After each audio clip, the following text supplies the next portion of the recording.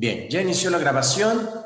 El día de hoy vamos a ver un tema interesante que es español. Vamos a ver la introducción al español. Vamos a ver en qué consiste el español, de qué se trata. Bueno, básicamente podemos decir que el español es una lengua. Lengua, lo que llamamos un idioma, aunque el término idioma no es muy preciso, no es mal empleado, pero no es muy preciso. Es mejor decir que es una lengua. Ahora, ¿qué tipo de lengua es? Es una lengua de flexión,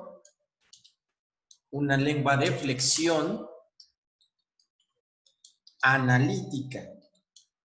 Ya les iré explicando un poquito esos términos.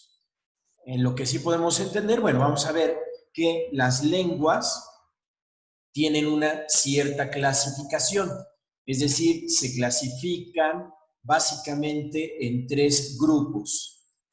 Esos 3 grupos son las lenguas monosilábicas, que están formadas por una sola sílaba, monosilábicas, por ejemplo, el japonés,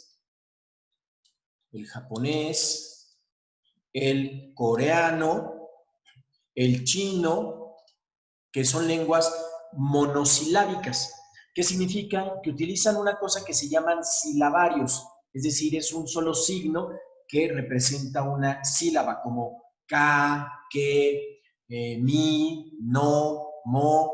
Entonces, eso es lo que se llaman silabarios, y esas son monosilábicas, una sola sílaba. Eso nos representa una idea. Son lenguas ideográficas o ideográficas. Otras lenguas que son las lenguas aglutinantes, que juntan diferentes palabras para formar una sola. Esas son, por ejemplo, el náhuatl. Náhuatl es una lengua aglutinante. El alemán es una lengua aglutinante.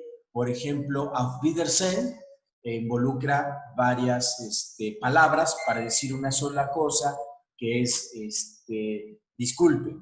Luego tenemos las lenguas de flexión.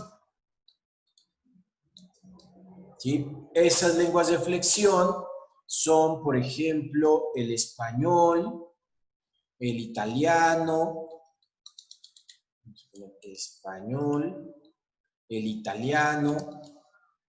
¿ok? Esas lenguas de flexión, a su vez, se clasifican en 2. Vamos a ver que estas lenguas de flexión, a su vez, vamos a tener 2 tipos. La lengua sintética.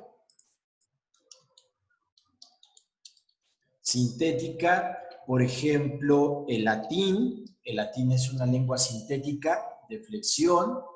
¿Sí? Vamos a tener las analíticas o analítica, como por ejemplo el español, es una lengua analítica. Ahora, ¿qué significa eso?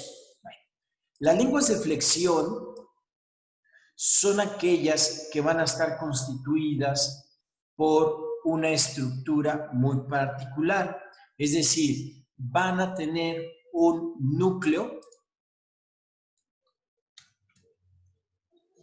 bueno, una raíz, para ser más exactos, es una raíz. Esta es inamovible o inalterable, es decir, no se puede modificar la raíz.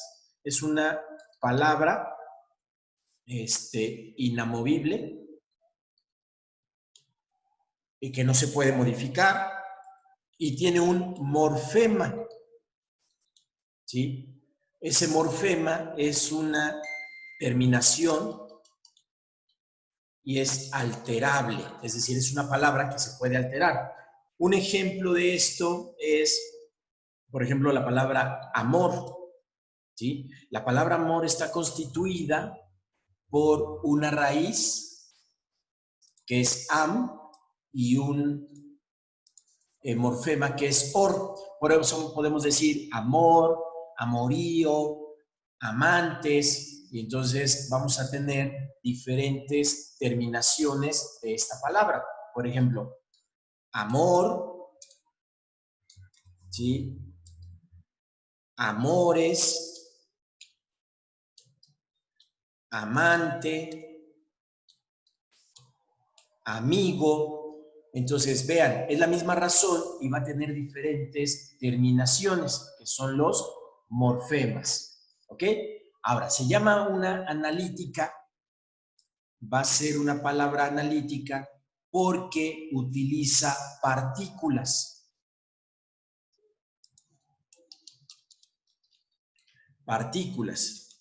Esas partículas pueden ser artículos o pueden ser preposiciones. Artículos o preposiciones.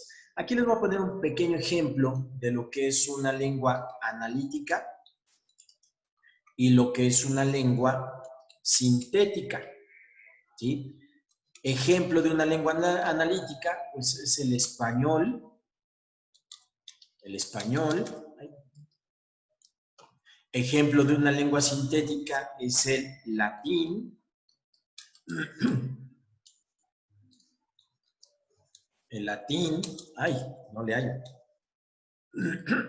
Es el latín. Y, por ejemplo, en el español decimos el caballo del Señor. ¿Ok? Eso es lo que podemos decir en latín. Digo, en español. El caballo del Señor. Y la misma expresión, pero dicha en latín, es Equus Domini. Ahí dice el caballo del Señor. ¿Ok? Vean cómo aquí no hay artículos. En el latín no existen artículos, mientras que en el español vamos a tener artículos y vamos a tener preposiciones, mientras que en el latín no. Esa es la diferencia. Entonces el español es una lengua de flexión analítica. Bien, otra cosa que podemos decir del español es que es una lengua romance. Es una lengua romance. Bueno, ¿qué significa que sea una lengua romance? ¿Sí? Lo que quiere decir es que proviene de Roma, por eso se llama romance, no porque sea del amor y cuestiones así, no, proviene de Roma, ¿ok? Eso quiere decir que se origina, su origen es en Lacio. Lacio es una isla romana, en Lacio, en Roma, y en Lacio se habla el latín, o se hablaba el latín. De ahí se origina esta lengua, por eso se llaman lenguas romances. Bueno, ¿cuáles son esas lenguas romances que conocemos? Es propiamente, voy a mencionar algunas, espero atinarle a la mayoría. Tenemos el castellano, que también se llama español. Es correcto decirle castellano, español, no hay ningún problema. Nosotros hablamos español o hablamos castellano, ya lo irán viendo. Si ya vieron en el Classroom la actividad que tiene que ver con el origen de la lengua, ¿sí? Si no, la colocaré en estos días. Si no está, ustedes me lo dirán. Entonces, vamos a ver lo que es el castellano, que es lo mismo que el español en su origen. Ahorita vamos a ver esa actividad o esa tarea. Bien, entonces castellano, español. Tenemos al italiano, que es el más cercano al latín. Tenemos el francés, el portugués, el gallego. Antes se llamaba gallego-portugués, ahorita es portugués y gallego. Tenemos el rumano, también es una lengua romance, porque se deriva del latín. El rumano, ¿cuál otra tenemos? Castellano, italiano, francés, portugués, gallego, rumano. Tenemos el dálmata, el rético, el catalán, también es una lengua romance. El catalán, dálmata, rético, el gótico, también, gótico, el rético, dálmata, gótico, bueno, me parece que son las que recuerdo. ¿Ok? Tal vez haya un poquito más, pero ahorita son las que puedo recordar. Bien, esas son las lenguas romances. Entonces, el español es una lengua romance por esa circunstancia. Ahora bien, ¿para qué nos sirve el español? Bien, el español nos sirve para el lenguaje, ¿sí? El lenguaje tiene algunas particularidades. Para empezar, el lenguaje va a tener un propósito, y ese propósito es la comunicación. Es decir, nos sirve para la comunicación, ¿ok? Para el proceso de comunicación. ¿Y qué es lo que comunicamos? ¿Qué es comunicar? Bueno, comunicación o comunicar significa transferir un mensaje. Esa es una parte importante, transferir un mensaje. Bueno, y eso lo vamos a hacer a través del proceso de comunicación. Pero vamos a regresarnos tantito aquí al lenguaje, ¿sí? Y vamos a ver que tenemos dos tipos de lenguaje. O identificamos dos tipos. El lenguaje no verbal. Lenguaje no verbal. En este lenguaje no verbal vamos a utilizar muchas cosas. Usamos, por ejemplo, sonidos, signos. Entonces utilizamos sonidos, signos, símbolos, gestos, señas, imagen, etc. Es un lenguaje no verbal o tiene la característica de ser no verbal.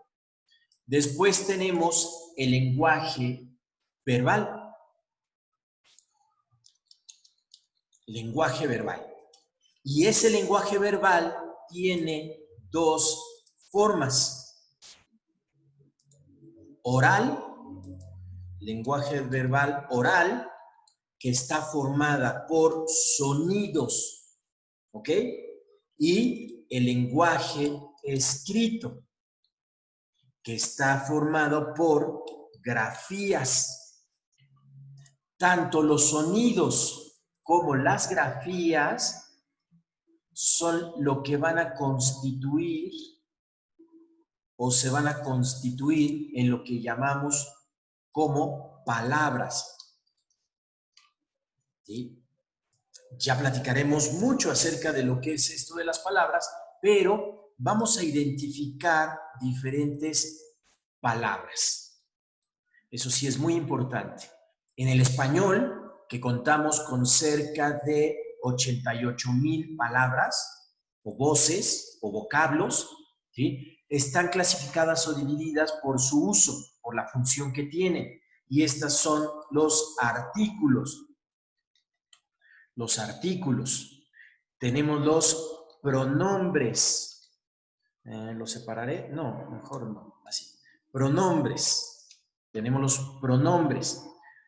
Tenemos los sustantivos, adjetivos, sustantivos, adjetivos, verbos, adverbios,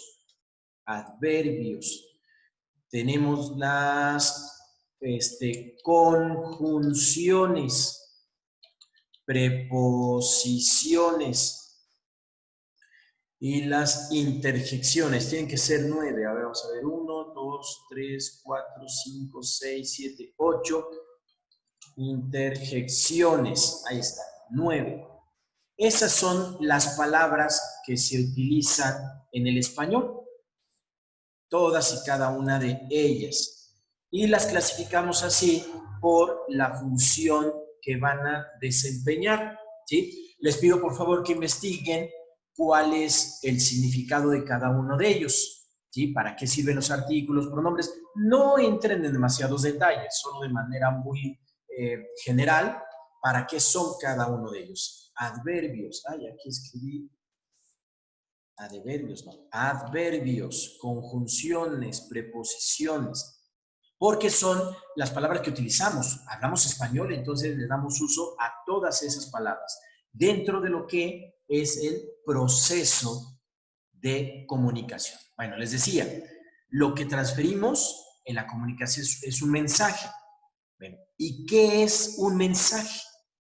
Aquí viene algo muy interesante. Bien, para mí es muy importante el mensaje, porque el mensaje es un contenido. Lo que transmitimos es todo, tiene contenido un mensaje. Entonces, cuando un mensaje tiene un contenido, tiene mucho significado o mucho sentido, ¿sí? ¿Y qué es lo que comunicamos? ¿Qué comunicamos? Bien, comunicamos todo. Así lo voy a poner, una palabra así grandota, todo. ¿Y qué es eso? ¿Qué es ese todo? No me va a caber aquí todo lo que comunicamos, pero voy a poner algunas cositas de las que comunicamos. Normalmente les pregunto a ustedes, pero en esta ocasión lo voy a poner todo y ustedes pueden ir como sacando sus propias conclusiones. Comunicamos ideas, comunicamos pensamientos,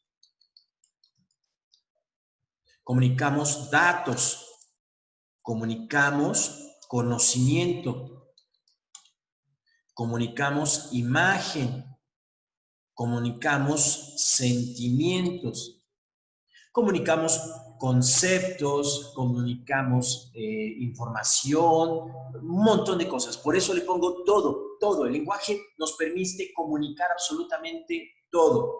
Algunos filósofos han dicho que comunicamos lo que conocemos. Si no lo conociéramos, no lo podríamos comunicar porque no lo conoceríamos.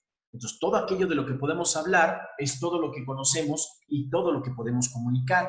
Ahora, eso que comunicamos lo llevamos a cabo por medio de un proceso. A eso le llamamos proceso de comunicación o circuito de la comunicación. También lo conocemos como circuito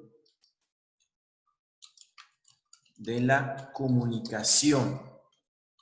¿Sí? ¿Cómo se realiza ese circuito de comunicación? Bueno, empecemos por un emisor. Un emisor, ¿ok? Ese emisor va a transferir en este proceso, en este circuito, un mensaje a un receptor. Entonces tenemos un receptor, el que recibe el mensaje. Por lo tanto, lo que comunicamos es un mensaje, algo que decimos, ¿sí? Ese mensaje está en un referente. Entonces debemos tener un referente, ¿sí? Es decir, sobre qué estamos hablando, qué estamos transmitiendo. Bien, ese mensaje lo tenemos que transferir a través de un código. Entonces lo que usamos es un código. ¿Sí? Establecemos un código. Para poder mandar un mensaje tenemos que utilizar un medio. Y para recibir un mensaje tiene que haber un medio. ¿Ok? Bien. Ese mensaje, cuando es escrito, se le llama texto. Cuando está escrito, generalmente. Y el código que normalmente utilizamos es una lengua. Entonces vean, ¿qué es la lengua? Pues es un código que usamos de manera involuntaria, porque nadie nos preguntó si queríamos aprender español o si queríamos aprender a hablar, nadie nos preguntó. Es un proceso social. Como es un proceso social, está inmerso dentro de lo que es la sociedad, y en ese proceso social, pues no se nos obliga, pero de manera involuntaria aprendemos a través de este proceso, ¿sí?, lo que es comunicar. Entonces, aprendemos una lengua de manera involuntaria, por acuerdo, es decir, es un acuerdo social. Eso es una lengua. Entonces, vamos a llegar a la conclusión de que una lengua es un instrumento, algo que nos sirve para la comunicación. Es así como podemos comunicarnos con otros, ¿ok?, a través de la lengua. Ahora, la lengua va a tener una serie de funciones. Funciones de la lengua. La lengua tiene que funcionar, es decir, es funcional, sirve para algo. Bueno, le voy a poner números. Así, lo voy a poner así para poder identificar. Hay una función referencial, ¿sí? Tenemos una función que es referencial, otra función que es poética, otra función que vamos a llamarle fática, es una función fática, otra función de la lengua que le vamos a llamar emotiva, otra función que le vamos a llamar apelativa y por último vamos a tener una función que se llama metalingüística. Una función metalingüística. ¿Ok? Esas son las 6 funciones de la lengua. Ya abarcaremos un poquito más o hablaremos un poquito más de ellas. Pero vamos a colocarlas dentro del círculo de la comunicación o dentro del circuito de la comunicación. Vamos a ver dónde están esas funciones. La primera, la función referencial, pues está en el referente. Entonces aquí la colocamos. Es la función referencial. La función poética está en el mensaje. Entonces la vamos a colocar aquí y es una función poética. Yo tengo mis dudas, tengo que investigar bien por qué le llaman poética y no poética. Debería ser poética porque poiesis significa creación de, y poética, bueno, tendría que averiguar. Vamos a dejarlo así, así vienen los textos, entonces vamos a dejarlo como poética y tiene que ver con el mensaje. Luego tenemos una función fática. Esa función tiene que ver con el medio. Es probar que el medio esté adecuado. Cuando ustedes van a un concierto, todo el tiempo están escuchando. Atención, se escucha, se oye, se escucha cuando están probando un micrófono. Están probando, están haciendo una función fática. Están probando. Yo cuando les digo, hola, ¿me escuchan? ¿Sí? ¿Están ahí? ¿Me pueden responder? Entonces, esa es una función fática. Estoy probando el medio para la transmisión, porque yo soy el emisor. Ahora, ¿qué es lo que hago como emisor? Pues transfiero algo que es una emotiva. Ahora, emotiva se puede confundir con emoción. Puse emotiva y es la número 4. Emotiva. Se puede confundir con emoción y es muy parecido, pero emotivo tiene que ver con movimiento. Es algo que se mueve. Entonces, una función emotiva es que se mueve del emisor al receptor. Por eso es una función emotiva, porque estoy llevando o transmitiendo algo. ¿Qué estoy transmitiendo? Un mensaje, un contenido, algo que quiero decir. Y el receptor tiene una función apelativa. Estoy apelando a su atención, ¿sí?, a su convencimiento. Le trato de mandar un mensaje y trato de convencerlo de mi mensaje, es decir, apelar a su atención, ¿sí? Por eso apelamos. Es una apelación, estamos buscando la atención.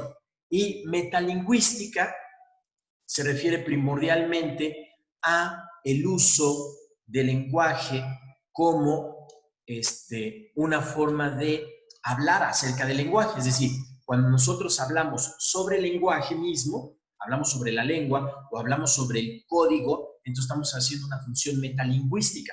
En este momento estoy hablando sobre el español, sobre la lengua, sobre los pronombres, sustantivos, entonces estoy haciendo una función metalingüística. Cuando hablo del verbo, hago una función metalingüística.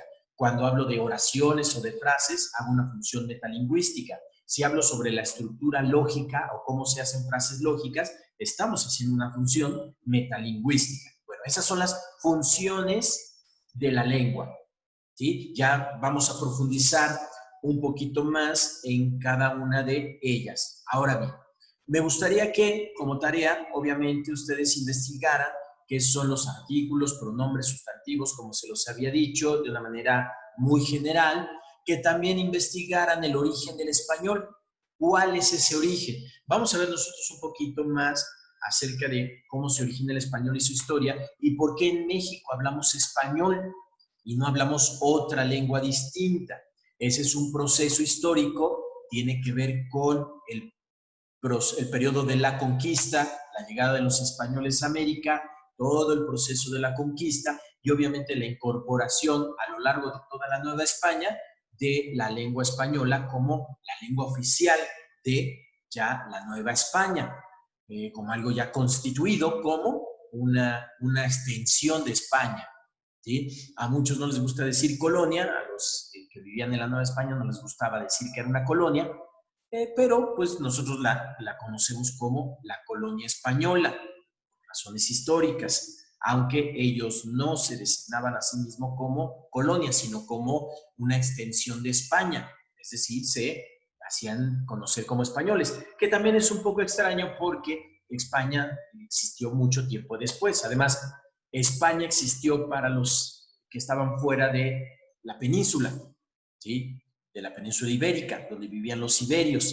Y después estos iberios fueron conquistados por los romanos, y después llegaron los árabes, y después llegaron los etruscos, y bueno, fueron conquistados por muchos. Y en un principio se llamó Castilla por el reino de Castilla, por los reyes católicos, ahí por 1400 y cachito, hasta 1500 y cachito.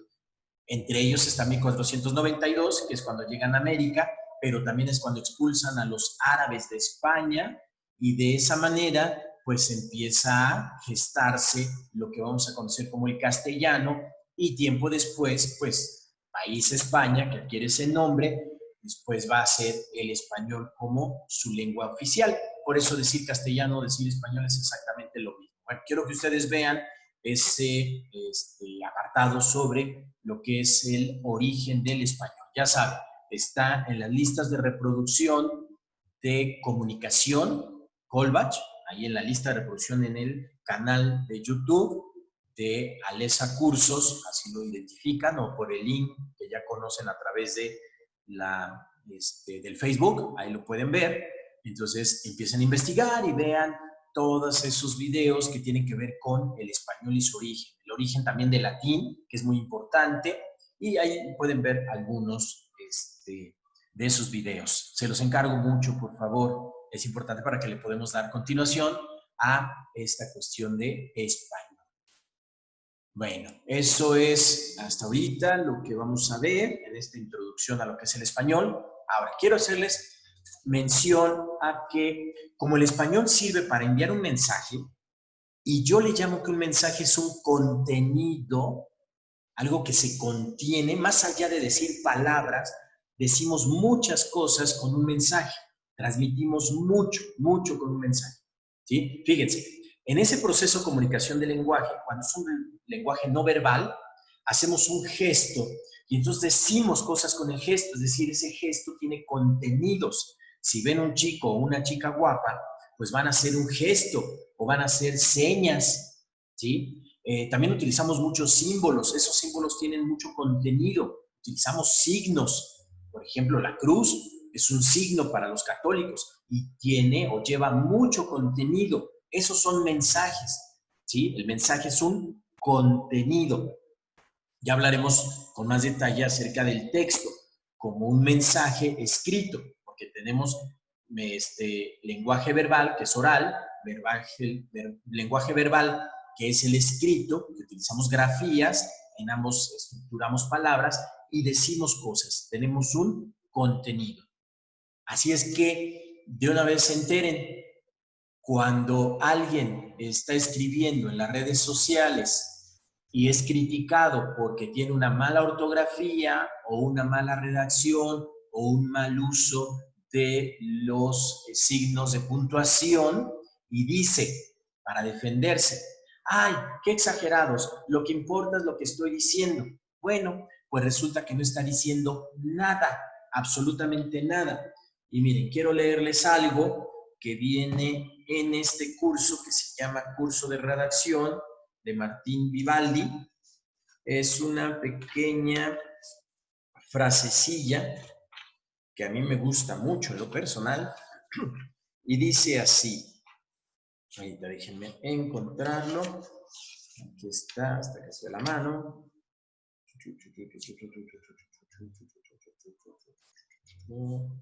Aquí, la comunicación.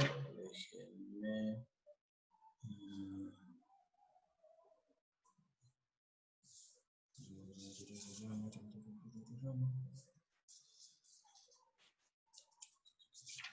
Está por acá. ¿No? Aquí está. Aquí está. Fíjense. Dice así. Dice, pero el uso del lenguaje, del que todos tenemos un conocimiento práctico, es un fenómeno complejo. No es tan fácil como se cree el hablar o escribir con corrección. Considérese el ejemplo de una simple carta. ¿Habrá nada más fácil que escribir una carta a unos familiares? Y sin embargo, ¿cuánto trabajo, cuántos sudores exige el arte epistolar a una persona inculta?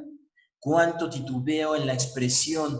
¿Cuántas repeticiones innecesarias? Y sobre todo, ¿cuántas faltas? Todos nos hemos encontrado alguna vez en nuestra vida con el gran problema de descifrar una carta escrita por quien ignora lo más elemental del arte de escribir, y no por lo que allí se dice, sino por el cómo se dice. Son tantas las faltas de ortografía y sobre todo de sintaxis que el pensamiento más sencillo resulta a veces ininteligible. Bueno, ¿qué quiere decir con eso este autor? Pues que aprender a redactar significa tener un correcto uso del lenguaje. Y tener un correcto uso del lenguaje nos permite una excelente comunicación. Por eso a veces no nos podemos comunicar con las demás personas. ¿Por qué? Porque cada quien usa la lengua como se le da la gana. Porque hay un desconocimiento de las palabras, hay un vocabulario muy limitado, deberíamos tener un vocabulario muy amplio, tener muchas palabras, por eso es importante la lectura, por eso es importante la plática, el escribir, son habilidades que nosotros tenemos como humanos porque somos capaces de comunicarnos de manera muy compleja. Bien, chicos, voy a terminar la grabación y los invito a que conozcan muy bien la lengua, que aprendan muy bien el español, ya lo hablan, pero que aprendan el uso correcto y adecuado para que se puedan comunicar.